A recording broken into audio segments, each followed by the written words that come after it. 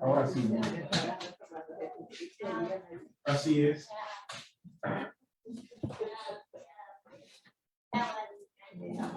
Buenos días, hermanos. Dios me lo bendiga. Que la paz del Señor esté con cada uno de ustedes. Hoy un día maravilloso, un día del Señor.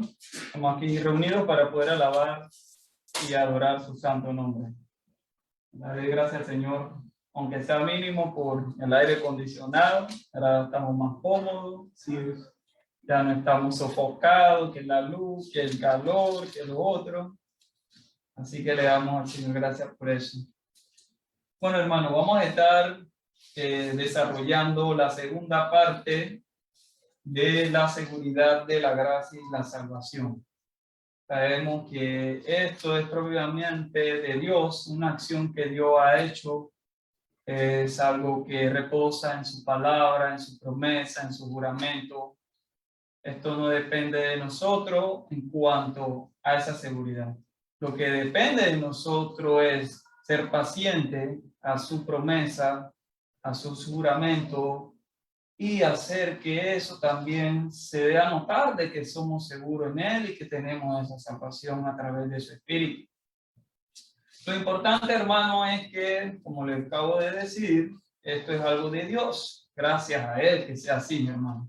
Porque si dependiera de nosotros, esa seguridad ya no podríamos llamarla seguridad, sino un trato, un acuerdo entre el hombre. Y ustedes sabemos que el hombre es tan variante.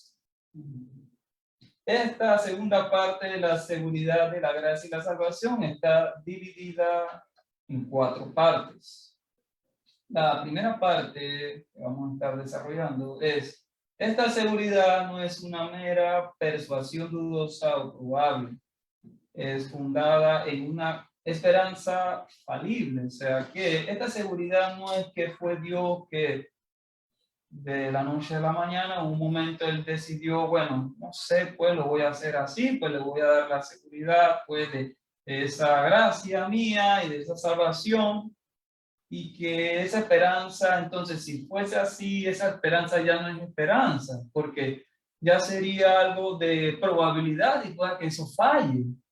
Sabemos que no es así porque es algo de Dios. Y vamos a desarrollar, hermanos, esta primera parte. Vayamos como estaba el hermano César en el transcurso del servicio, desarrollando Hebreo capítulo 6, versículo 11, y saltamos al 19.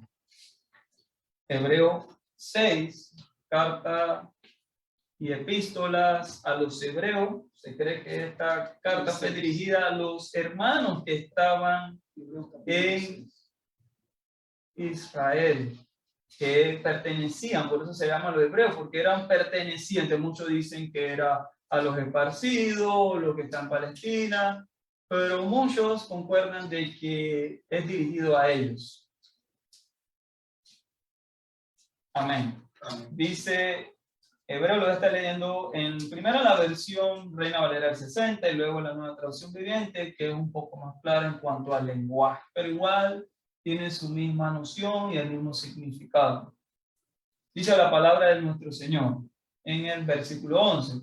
Pero deseamos que cada uno de vosotros muestre la misma solicitud hasta el fin, para la plena certeza de la esperanza. El versículo 19 dice lo siguiente: la cual tenemos como segura y firme ancla del alma y que penetra hasta dentro del velo. Aquí el apóstol que escribió esta carta, que no sabemos con certeza, muchos dicen que es el apóstol Pablo por la forma de la escritura, otros dicen que es Lucas, pero lo cierto es que él escribió esta carta diciendo esto. ¿Para qué, hermanos? Porque primero que todo, está mostrando de que la firmeza, la seguridad que el Señor nos ha dado, nosotros tenemos que tener ese fervor mediante la esperanza y la paciencia. ¿Por qué? Porque todas las promesas del Señor, Él las cumple. Sencillamente, hermanos, lo que nos quiere dar a entender es que cada uno de nosotros, hermanos, cada uno de nosotros, tenemos que seguir amando al Señor mientras tengamos vida. Y asegurar, hermanos, de que esta esperanza se haga realidad. Esta esperanza que sabemos que es que Dios nos ha dado su gracia y que nos ha dado su salvación, es firme porque es de Él. Es que no depende de nosotros, hermanos, porque si dependiera de nosotros no habría ningún grado de seguridad. Esta es una acción de Dios. Es algo que Dios ha hecho y es algo que Dios ha pactado y ha decretado desde antes de la fundación del mundo. Y lo interesante, hermano, son la analogía y los ejemplos que utiliza el autor como ancla. Ancla, como lo dijo el hermano César, es una herramienta que utilizan en lo que tiene que ver con el ámbito marítimo, lo que es más bien los barcos. Si usted presta atención a un ancla, hay muchos tipos, porque bueno, yo estudié allí en la Marina y entiendo que hay diferentes tipos de anclas. Hay anclas que van directamente a lo que es al fondo del mar, otras que no, otras que son como un tipo de, imagínense, como un cartucho, que simplemente lo que hace es que mantiene el barco, el buque o la lancha justamente en esa posición. También está lo que es la palabra velo. El velo, en el griego, se utiliza la palabra katapetasma, que quiere dar a entender del velo interior del tabernáculo. Y si entendemos esto, hermano, podemos tener en nuestras mentes de que el autor no quiere decir nosotros, que cada uno de nosotros manténganse hasta el final de sus vidas firme, que esa certeza de la seguridad y de la salvación se va a cumplir, sea que nosotros muramos o que nosotros estemos vivos y esperemos que Jesucristo venga nuevamente. Tenemos que esperar como una ancla que no va a ser movido por el viento, por la marea, por las circunstancias del medio ambiente, en el caso del mar, y de que al final de todo esto nos va a conducir a ese velo, y ese velo es es el interior del tabernáculo, y lo dice en Levítico 16:2, donde allí se ofrecían los sacrificios de propiciación a Dios. ¿Qué quiere darnos a entender, hermano? Que esta firmeza, esta certeza de esta esperanza es algo interno a Dios, y que nosotros, si nos mantenemos firmes hasta el final, le va a agradar a Dios. Pero esto es conducido a través de la esperanza, de mantenerse seguro de que Dios va a cumplir su palabra. ¿Qué más nos toca, hermano? Aguantar. Aquí no dice que nosotros tenemos que luchar. Aquí es lo interesante eso, porque muchos dicen que tenemos que pelear contra el mundo, contra el demonio, contra lo otro. No hay que pelear nada, porque entonces ya no sería una seguridad, sino entraría una guerra. Y es lo que me llama la atención a mí. Entonces, hermano, nosotros, aunque venga el enemigo contra nosotros, aunque se levanten las personas que también pensamos que solamente es una cuestión de cosas externas o cosas, pero que no son personas, y implican tanto personas como cosas. Entonces usted, como fiel cristiano que ha creído en la certeza de esta esperanza que Dios ha puesto en nuestros corazones, vamos a mantenernos firmemente en nuestra convicción de que Cristo va a cumplir su palabra, y aunque le guste al mundo o no, nosotros vamos a esperar confiados de que Jesucristo va a venir. Aunque partamos de esta vida ahora o que Él venga, nosotros vamos a agradar al Señor, porque así el Señor nos ha llamado. Y la versión traducción viviente me gusta cómo lo explica. Dice: nuestro gran deseo es que siga amando a los demás mientras tengan vida. O sea, que el deseo mayor de ese escritor, del autor de la Carta de los Hebreos, es que nosotros nos amemos a nosotros mismos. Y esto habla de la congregación. Y ese amor implica cuidar de los hermanos. Dice, para asegurarse que de lo que esperan se haga realidad. Entonces, nosotros debemos cuidarnos a nosotros mismos, a nuestros hermanos, para que si hay un hermano que está débil en la fe o tiene algún, digamos, alguna debilidad, nosotros podamos ayudar para que esta realidad se haga realidad en cuanto a la iglesia en general.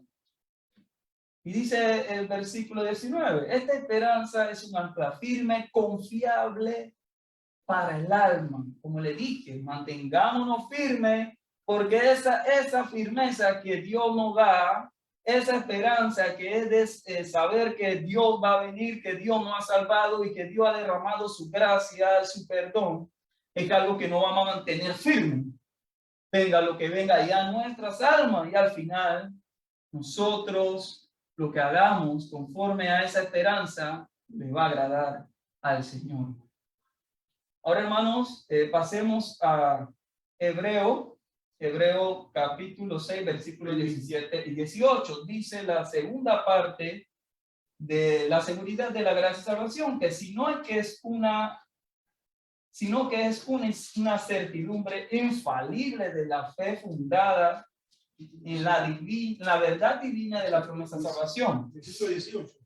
Ajá, 17 y 18. Aquí nos muestra, hermano, no es que esto sea como al contrario nos decía que no era una cuestión de probabilidad o de duda entre lo que es la esperanza que el Señor nos da, porque si no esa esperanza podría fallar o fallaría, sino que acá nos dice ya lo contrario, lo que realmente es, sino es que esto es seguro y esto no va a fallar, esta esperanza de su gracia y su salvación. Esto fue fundado en la fe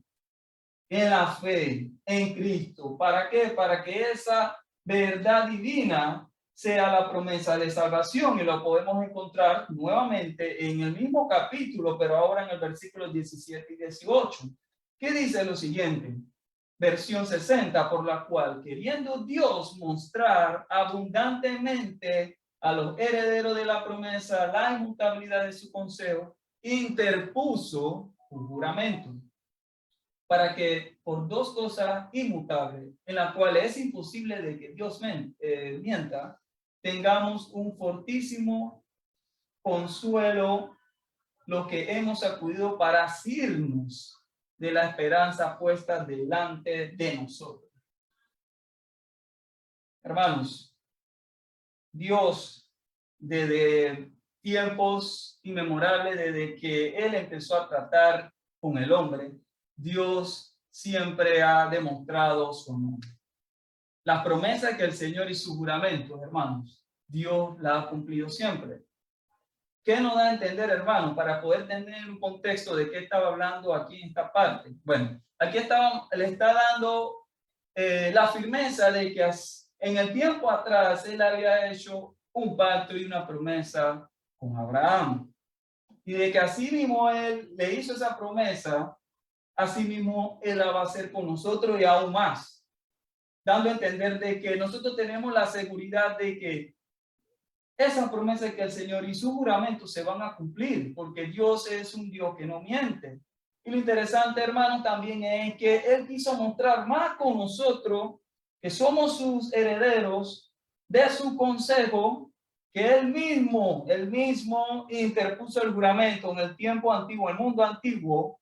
La gente, como lo dijo el hermano César, tenía esa tendencia, no sé si por cuestión cultural, tenían agarrar el nombre de una persona superior para dar como un aval y dar fe. Pues en este caso quiero utilizar la palabra fe, pero no en cuanto a salvación, sino a dar esa promesa, esa seguridad para que ese pacto se va a cumplir, o sea, se cumpliera. Entonces, en este caso, como hablamos de Dios supremo, no hay nadie, hermano, superior o igual a Dios. Entonces, ¿qué podía hacerle Dios en cuanto a esta esperanza que nos da a nosotros? Ya no está hablando, se habla a Abraham, sino a nosotros, que Dios ya lo había estipulado como su juramento, de que Él lo iba a cumplir, porque Él lo iba a cumplir, porque el nombre de Dios, o sea, Él ponerse a Él mismo, da a entender de que lo va a cumplir. ¿Cuándo? En su tiempo. En el tiempo de nosotros, no. ¿Qué nos toca a nosotros hacer, hermano? Esperar. Sencillamente esperar. Entonces, sabiendo esto, hermano, Dios puso su juramento, sabiendo de que habían dos cosas que no iban a cambiar. el juramento y su promesa, porque sencillamente era imposible y es imposible y será imposible de que Dios mienta. Gracias le doy al Señor por eso, porque si Él fuese parecido a nosotros, hoy dice, lo voy a salvar a ustedes, mañana nos va a decir, yo no sé, ustedes vayan a ver cómo se pueden salvar. Entonces tuviéramos el problema, hermano. Por eso le damos gracias a Dios que Él es perfecto. Porque si Él dice una cosa, hermano, usted confía en el Señor, que el Señor lo va a hacer. Así que, hermano, sabiendo todo esto, de que Dios no es igual a nosotros, de que su promesa es inmutable, de que sus juramentos se dan, que es igual a un pacto, nosotros podemos estar tranquilos, hermanos, de que el Señor nos ha salvado, que el Señor ha dado su gracia y de que Él no va a cambiar. Entonces nosotros vamos a estar tranquilos, confiados y en paz, porque Él lo va a cumplir, y eso nos da a nosotros la esperanza de poder agarrarnos. Aquí dice asirnos, y cuando yo busqué asirnos en el diccionario Vine, dice que el Espíritu de Dios es lo que nos lleva de la mano hacia a donde Él nos quiera llevar. Entonces, lo interesante es que todo esto Dios lo planeó, lo orquestó, lo juró por Él mismo, no va a cambiar, Dios lo va a cumplir en su momento, y que aparte Él mismo nos lleva de manera unilateral, hermano, nos va a llevar hacia esa esperanza. Todo lo hace Dios, no hay parte en el hombre aquí. Dios lo hizo, sí, se lo puso al hombre, pero el hombre no tenía más opción que aceptarlo. Aquí usted no ve ninguna parte involucrada del hombre en cuanto a esos juramentos. El hombre solamente tuvo, bueno, tengo que aceptarlo porque tú eres Dios. Y eso es lo que muchos tampoco no podemos entender, hermanos. Y en cuanto a los que están afuera diciendo de que yo puedo jurar, pactar con el Señor, y yo le doy esto a Dios, ¿qué le podemos, como dice ese himno que me quedó en la mente y me lavó el cerebro? ¿Qué le podemos ofrecer al Señor? ¿Qué tú has hecho por mí? Es una pregunta retórica, ¿no? Es una pregunta pues sin respuesta, que es para callar las bocas, para poder examinarnos por dentro. ¿Qué hemos hecho? Sencillamente nada. Nada. Cuando yo escuché ese himno, es la primera vez que lo escucho, yo me sentía tan mal por dentro. Yo, Dios mío, ¿qué yo he hecho por ti? Predicar eso no es nada.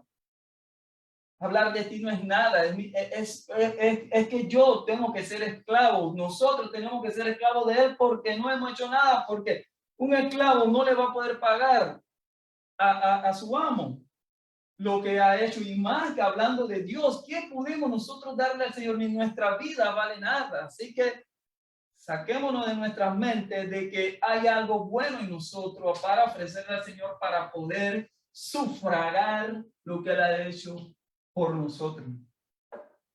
Y es impresionante, hermano, porque me queda a mí solamente quedar paciente, vivir en Él y esperar sus promesas.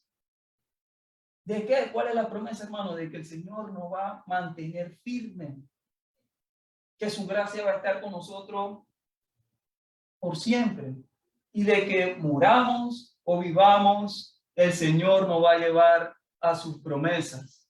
Descansemos, hermano. Eso nos invita a descansar tranquilamente, pero no un descansar de quedarnos tranquilos. Flojera. Ajá, exacto. Sino es un descansar que nos da a entender de que aunque venga la tribulación, los problemas y todo lo demás, cuanto más usted tiene que estar paciente, porque eso le da a entender de que la promesa de Dios se va a cumplir en su vida. Y usted hable del Señor, de lo que Él hace. Me llama curiosamente la atención varias palabras que hay en estos dos versículos bíblicos.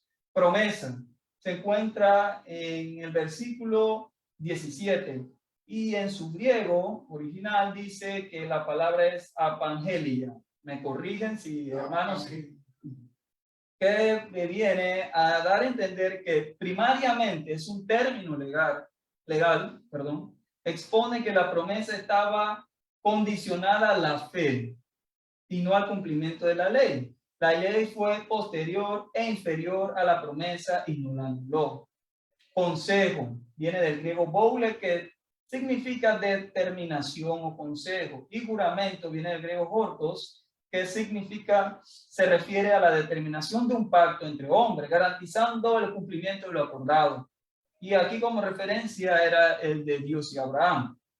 Asirnos que era Dios es que nos lleva de la mano hacia la voluntad que Él desea. Y esperanza, que es el pis, espera confiada y favorablemente, hermanos. Así que mantengamos, hermano, esa confianza en el Señor, esa esperanza favorable que el Señor nos ha dado de que su pacto entre nosotros se va a cumplir, su consejo se va a cumplir, que Dios no va a cambiar porque Dios es un Dios justo y verdadero, hermano. Así que la versión Nueva Traducción Viviente dice, Dios también se comprometió mediante un juramento para los que recibieran la promesa pudieran estar totalmente seguros de que Él jamás cambiaría de parecer. Así que Dios ha hecho ambas cosas, la promesa y el juramento. Estas dos cosas no hay manera, hermanos, que cambien, porque es imposible de que Dios mienta. Por lo tanto, lo que hemos acudido a Él muestra el llamamiento, muestra muchas facetas dentro de lo que de este versículo, muestra las acciones de Dios casi por completo, en busca de que podamos estar confiados y aferrados a la esperanza que está delante de nosotros, hermanos. Bendito sea el Señor. Ahora, hermanos, pasemos a segunda de Pedro, capítulo 1, versículo 4, 5, y saltamos al 10 y el 11. Aquí en esta tercera parte, hermanos, nos muestra que en la evidencia interna, ahora se enfoca, antes era en lo general en cuanto a lo de Dios. Entonces, si realmente Dios ha fundamentado eso en la fe que ha depositado en nosotros, porque sabemos que la fe no es algo de nosotros, sino es que es algo de Dios. Entonces, si realmente ahora, si ustedes tienen fe y han entendido esto, que Dios te ha elegido y te ha dado la seguridad de la salvación y su gracia, entonces vas a mostrar una evidencia interna a aquella gracia a la cual se refieren estas promesas. Interesante. Entonces, vamos a ver cuáles son las evidencias según si tenemos esta fe o no. Dice segunda de Pedro,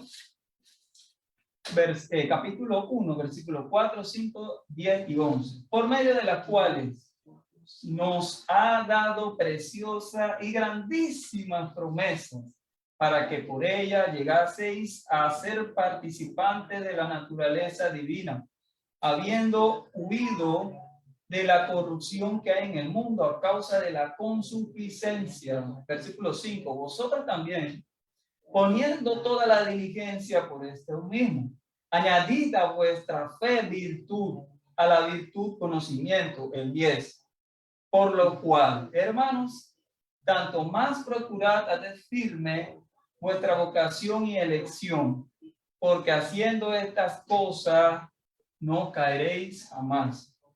El 11, porque de esta manera os será otorgada amplia y generosa entrada en el reino eterno de nuestro Señor y Salvador Jesucristo.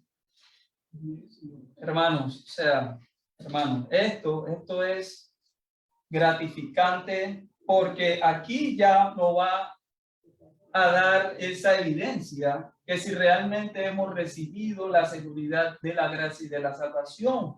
¿Cómo, hermano? Por medio de las cuales son cosas que el Señor ha prometido, que son grandes, hermanos. Y de que realmente si hemos sido partícipes de esa naturaleza divina, hermanos, ya en nosotros no debe haber ningún apego a este mundo, primero que todo. Ya nuestra consuficiencia en cuanto a pecar deliberadamente ya debe ser anulada. Ya estamos separados de eso. No vamos a querer pecar, hermanos.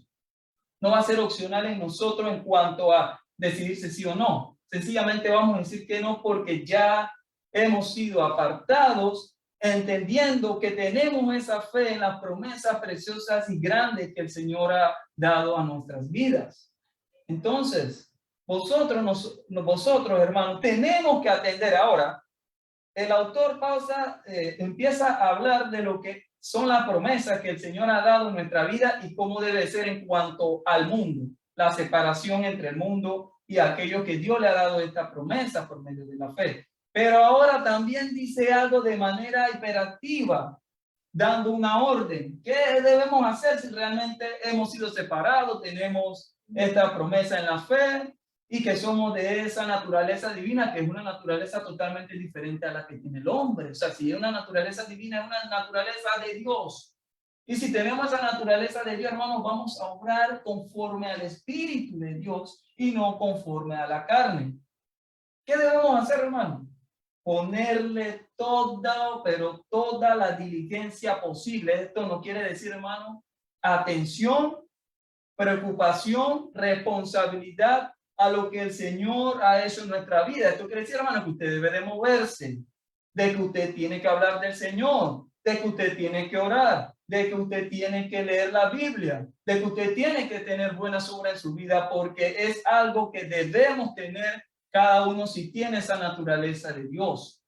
Y a eso, hermanos, dice el autor, añadid vuestra fe virtud, o sea que la fe va acompañada de una virtud, y la virtud es cosas buenas. Todas las cosas buenas, o decir un sinónimo de buenas obras. Y eso implica nuevamente, hermano, que debe moverse a ayudar al hermano, a tener una intimidad con Dios, pero no implica de que debemos estar sentados. Y lo importante de esto es que esa fe va acompañada de la buena, pero esa buena obra debe de tener conocimiento. O sea que usted debe saber lo que hace, pero a través de la palabra del Señor. Así que, hermanos, es cuanto más de nosotros debemos mantenernos firmes, porque Dios, hermano, es el que nos ha llamado eficazmente y nos ha elegido. Entonces, cuánto más, hermanos, debemos estar pendientes a tener buenas obras en nuestra vida y tener ese conocimiento en Dios, y que nuestra fe crezca más en cuanto a la obra del Señor. Y esto nos lleva, hermano, esto nos lleva a que nosotros no tengamos fallas en nuestras vidas. O sea que no va a haber ocio. Por eso que usted ve muchos hermanos que hoy están aquí, y no estoy acusando a nadie, hermanos, que hoy están aquí y mañana usted no ve. Entonces usted le dice, hermano, ¿qué te pasó? No, que mi mamá está enferma, no, que me siento mal. Y estás orando, hermano, pues está bien, te entendemos. Estás orando, no estoy orando porque me siento mal, no leo la Biblia. Por ahí ve cuando el Señor me sienta bien. ¿Qué pasa, hermano? El peligro de esto, hermano, es que le abre el compás al ocio, y el ocio lleva al pecado. Y el pecado lleva a separarse de Dios o recaer de su gracia. ¿Y qué pasa con esa persona? Puede ser cauterizada, perder lo que es ese gozo y ese deleite de Dios, y en dado caso es realmente ha sido llamado por él. Pero para estar en este problema, hermano, mejor dedíquese a Dios completamente. Fuera, dentro, arriba, abajo, en todo momento de su vida, en la buena y en la mala, en Cristo Jesús, hermanos. Así que procure, hermanos, cada momento de su vida estar ocupado en Dios. Y dice la traducción viviente, y debido a su gloria y su excelencia no has dado grandes y preciosas promesas. Estas promesas hacen posible que ustedes participen de la naturaleza divina y escapen de la corrupción del mundo. O sea que todo esto que el Señor ha hecho, de su gloria y su excelencia y las promesas, nos llevan a escapar de la corrupción de este mundo. Es Dios que nos hace escapar del mundo. ¿Por qué? Porque estos deseos del mundo solamente llevan a la perdición. En vista de todo esto, esfuércense al máximo por responder a la promesa de Dios, complementando su fe con una abundante provisión de excelencia moral. Eso es, hermanos, su fe debe de llevar una buena conducta. La excelencia moral debe de llevar un conocimiento, o sea que es lo que usted haga, vuelvo y le digo, debe de saber lo que usted hace, porque la Biblia es el manual, ese es el conocimiento. Así que, amados hermanos, esfuércense por comprobar si realmente forman parte de lo que Dios ha llamado y elegido. Hagan estas cosas y nunca caerán. Entonces Dios le dará un gran recibimiento en el reino eterno de nuestro Señor y Salvador Jesucristo, hermanos. Hermanos, todo esto, como muchos a veces lo tienen por poco, que dicen que sí, que las cosas del Señor son duras, y ahí yo veré que pues esto lo toman como poco, pero al final, hermano, todo lo que hagamos, y si es de corazón conforme a Dios, las recompensas en Cristo serán grandes. Ese recibimiento en el reino de Dios será algo que usted no se lo espera ni se lo puede imaginar, hermanos. Ahora pasemos a Primera de Juan, capítulo 3, versículo 14. Primera de Juan, capítulo 3, versículo 14. Sí, es uno de los últimos ya libros de la Biblia, antes de Apocalipsis de Dios.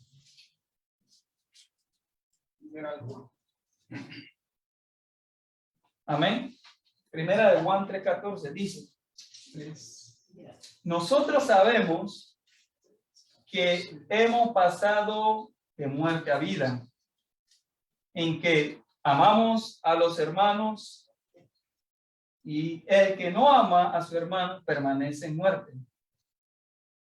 O sea que nosotros realmente nos damos cuenta, hermanos, si tenemos esa fe en el Señor, si hemos cambiado nuestra vida conforme a lo que Dios ha establecido, es que primeramente nosotros sabemos que hemos cambiado de muerte a vida, hermano, si nosotros amamos a nuestro hermano. O sea, usted debe amarme a mí, y no es porque usted quiera o no, es que debe amarme, porque si usted ama a Cristo, usted me ve a mí, porque somos un solo cuerpo. O sea que es como que si usted no le guste a su hija menor, pero es su hija mayor, entonces no ama a ninguno. Simplemente, hermano, nos dan a entender que Dios, si realmente, es que eso es una prueba, esto es una prueba. Si nosotros, Dios nos ha regenerado, porque aquí muestra la regeneración, la nueva vida que Dios nos da. Entonces, hermano, usted debe de amar a cada uno de los hermanos que están aquí, aunque tengan defecto, aunque sea negrito, aunque sea blanquito, que tenga pelo, tenga barriga. Usted debe de amarlo tal cual como es. Entonces, si usted no lo hace, mire lo que dice el autor. El que no ama a su hermano, ¿qué dice? Que me lo diga un hermano. No ha conocido a Dios. Wow, mire cómo dice esa versión. No ha conocido a Dios. Acá dice, permanece en muerte. Y en la versión, en Nueva Traducción Viviente dice, si amamos a nuestros hermanos creyentes, para tenerlo más claro. Sí, perdón, aquí dice que el que no ama aún está muerto.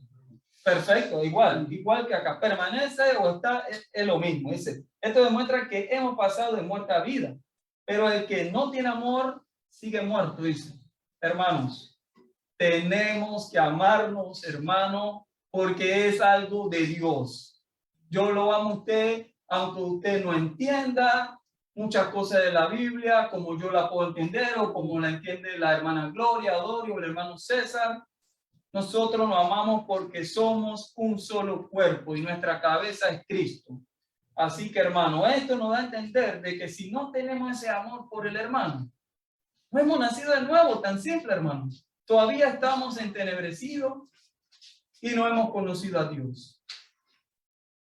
Sencillo, hermano, sencillo.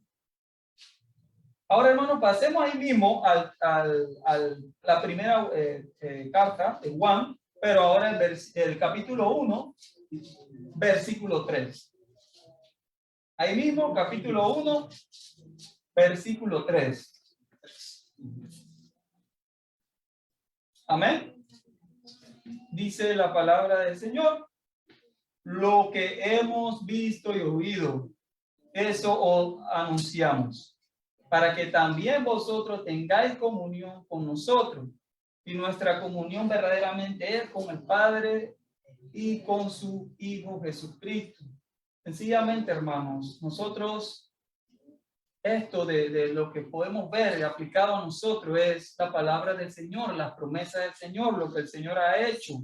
Todo lo en cuanto a la historia bíblica, todo el desarrollo de nuestra historia también como humanos, porque no está desarraigada a Dios, sino es que todo lo que dice en su palabra específicamente, nosotros es lo que replicamos, lo que nosotros hablamos.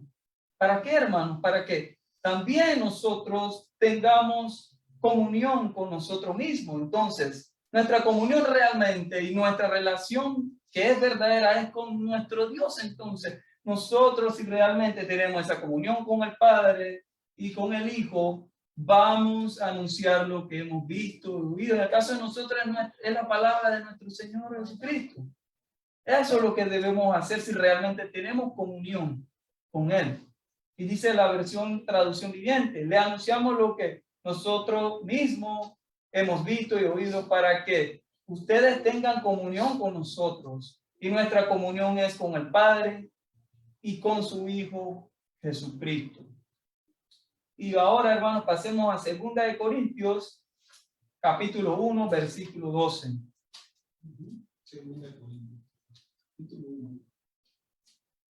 Segunda carta, Capítulo 1. versículo 12.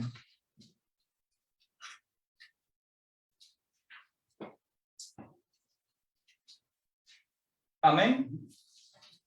Dice la palabra del Señor en 2 Corintios, capítulo 1, versículo 12, porque nuestra gloria es esta, el testimonio de nuestra conciencia, que con sencillez y sinceridad de Dios, no con sabiduría humana, sino con la gracia de Dios, nos hemos conducido en el mundo y mucho más con vosotros, hermanos. Nuestra gloria es nuestro testimonio, nuestra propia conciencia de lo que nosotros hacemos para Dios. Y eso que hacemos para Dios lo debemos llevar con humildad, con sencillez. Y eso es de Dios al final, hermano. Y no con nuestras palabras, lo que nosotros sabemos acerca de Dios, sino que, hermano, esto viene de parte de Dios. ¿Y qué nos lleva a este conocimiento que viene de Dios, hermano? Es que sabemos, porque sabemos que al final, hermano, tenemos un buen comportamiento ante el mundo. Aunque nosotros tengamos dificultades y problemas y vengan pruebas, vamos a saber comportarnos, porque al final nuestra conciencia, nuestra mente y el conocimiento que tenemos de Dios es que nos va a llevar a un buen comportamiento, hermanos. Todo lo que nosotros hacemos viene de parte de Dios, porque debe de serlo, hermano. Nuestras obras deben de pertenecer a Dios, sea que venga cualquier momento de dificultad o cosas que a veces no nos las esperamos, pero nuestro conocimiento, nuestra conciencia, todo lo que nosotros sabemos no es porque nosotros lo hemos adquirido por sabiduría o por capacidad humana, sino es que pertenece a Dios. Y por eso podemos comportarnos ante este mundo, hermanos. Y dice la traducción viviente, podemos decir con confianza y con una conciencia limpia que entre nuestros asuntos hemos vivido en santidad y con una sinceridad dada por Dios. Hemos dependido de la gracia de Dios y no de nuestra propia sabiduría. Esa es la forma en que hemos comportado ante el mundo y en especial con ustedes. Es que sencillamente la confianza viene de Dios, y si viene de Dios tenemos una conciencia limpia. Porque si tenemos esa conciencia limpia, tenemos santidad y pues somos sinceros ante Dios, entonces al final, hermanos, totalmente de las cosas de este mundo, sin importar lo que sea. Y la última parte de la confesión dice lo siguiente: este espíritu es la prenda de nuestra herencia y con él estamos sellados para el día de la redención. Podemos encontrarlo en Efesios capítulo 1, versículo 13 y 14.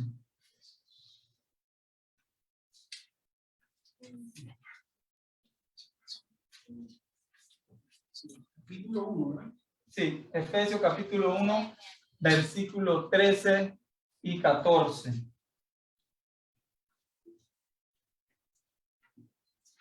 Capítulo 1.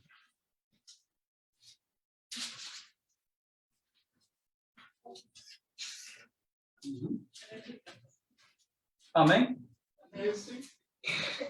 13 y 14. Dice la palabra del Señor. En él también vosotros, habiendo oído la palabra de verdad, el evangelio de vuestra salvación, y habiendo creído en él, fuiste sellado con el Espíritu Santo de la promesa, que es la arras de nuestra herencia hasta la redención de la posesión adquirida, para la alabanza de su gloria. Al final, es que siempre al final, hermano, todo es para la gloria de Dios. Todo lo que nosotros somos y hagamos para el Señor es para su gloria, hermanos. Esto nos da a entender, hermanos, que el Espíritu de Dios es una garantía. Me llama poderosamente la atención esta palabra arras. Esta palabra arras viene de un griego y ella significa garantía o pago parcial hasta la redención de la posesión adquirida de nuestra recepción real. O sea que es como una prenda lujosa o preciosa, pero en esto habla de la garantía de la eternidad, de la vida eterna como algo, o sea, como la cosa más preciosa o más valiosa que podemos tener. Entonces, hermanos, si realmente, hermanos, tenemos esa verdad que hemos oído, que hemos escuchado, que hemos vivido y en nuestro estilo de vida, que nuestra salvación, el evangelio, que es la buena de Cristo, que Él murió en la cruz del Calvario, aún nosotros siendo depravados, perversos y malos, nos hizo buenos, justificados, adoptados y regenerados en Él.